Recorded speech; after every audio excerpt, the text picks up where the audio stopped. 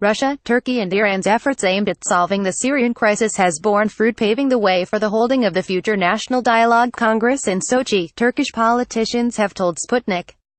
One of them suggested that the center of the negotiation process has shifted from Geneva to Asia, with the U.S. influence on the talks waning. The recent high-level summit in the Russian Black Sea city of Sochi, held by the leaders of Russia, Turkey and Iran, has become a logical continuation of the Astana peace process over Syria and opened the door to the upcoming Syrian National Dialogue Congress, politicians told Sputnik Turkey.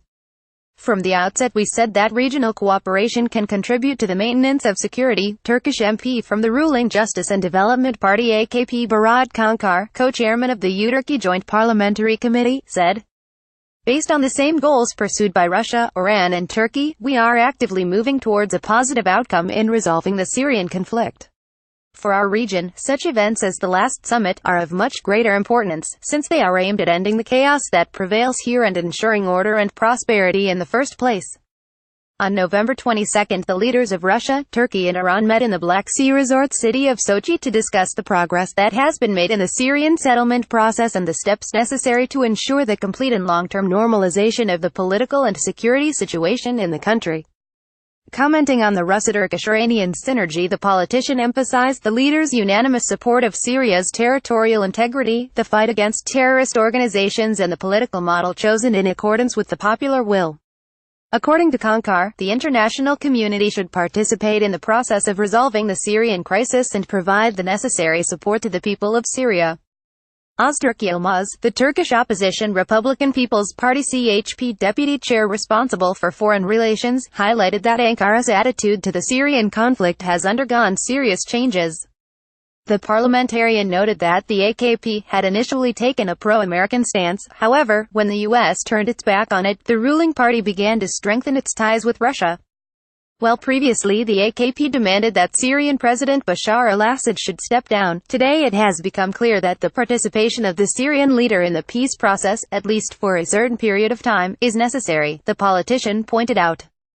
Although the official anti-Assad rhetoric still remains in place, there is actually a tendency for accepting the idea of the necessity to establish dialogue with the Syrian government, Yilmaz said. Copyright photo press service of the President of Syria's President Bashar al-Assad. The parliamentarian underscored that the subsequent negotiations over Syria require careful discussion on the issues of the new constitution, the territorial integrity of the state, election procedures and the possibility of an amnesty to the opposition and other society groups. Additionally, the reconstruction of Syria will require about $1 trillion, the opposition parliamentarian remarked, raising the question as to what the contribution of the international community will be. According to Yilmaz, the aforementioned issues cannot be solved solely through talks in Astana and Sochi. It will be necessary to ensure a certain balance during the negotiations in Geneva between Turkey, Russia and Iran on the one hand and the US and their allies on the other hand. In this case, there will be an opportunity to open the door to the political settlement in Syria. Hasan Bitmez, the deputy head of the opposition Turkish Saadet Party Felicity Party, believes that the Sochi summit has become the logical result of Russia, Turkey and Iran's cooperation within the framework of the Astana format. For his part, Yunus Oner, deputy chairman of Turkey's left-wing Vatan Party, the Patriotic Party, stressed that anti-Assad stance did not actually meet Turkey's national interests. Echoing Yilmaz, Soner noted that at the root of the anti-Assad approach lay a pro-American policy of Turkey's ex-Prime Minister Ahmet Davutoglu. However, Turkey's national interests indicate to the government that this position cannot be maintained in the future, Soner underscored. Thus, Turkey, albeit slowly, will abandon its anti-Assad stance. Copyright Reuters. Rodi Sahida, Kurdish fighter from the People's Protection Unit's YPG, carries his weapons as he walks along a street in the northeastern city of Hasaka, Syria, August 21, 2016.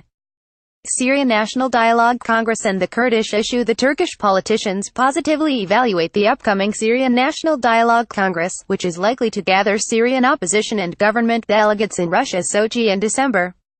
We very positively look at the fact that the forces representing Syria will meet in Sochi, Soner said. The launch of the Syrian National Dialogue Congress in Sochi also means that the center of the negotiation process is transiting from Geneva to Asia. Due to this, the degree of U.S. influence on the talks will be significantly reduced. However, the issue of the Kurdish representation at the meeting remains a sensitive one for Ankara, which considers the Kurdish People's Protection Units YPG and the Democratic Union Party PYD affiliates of the Kurdistan Workers' Party PKK, designated as a terrorist organization in Turkey. Speaking to Sputnik, Ankara strongly opposed the PYD's participation in the future summit. A terrorist organization is a terrorist organization. In no political process they could be seen as a legitimate party. For his part, Yilmaz specified that Turkey is not against the participation of Kurds in the Syrian National Dialogue Congress, but we have some sensitivity about some groups PYD, YPG, which have a link with PKK Kurdistan Workers' Party. According to Bitmez, Ankara's position is reasonable. The politician drew attention to the fact that the U.S. is likely to support the PYD following the defeat of Daesh ISIL. At the same time, he noted, the American military are seemingly inclined to continue their presence in the region. Given this sensitivity on the PDS issue, demonstrated by Turkey, is quite understandable and natural, Bitmez stressed.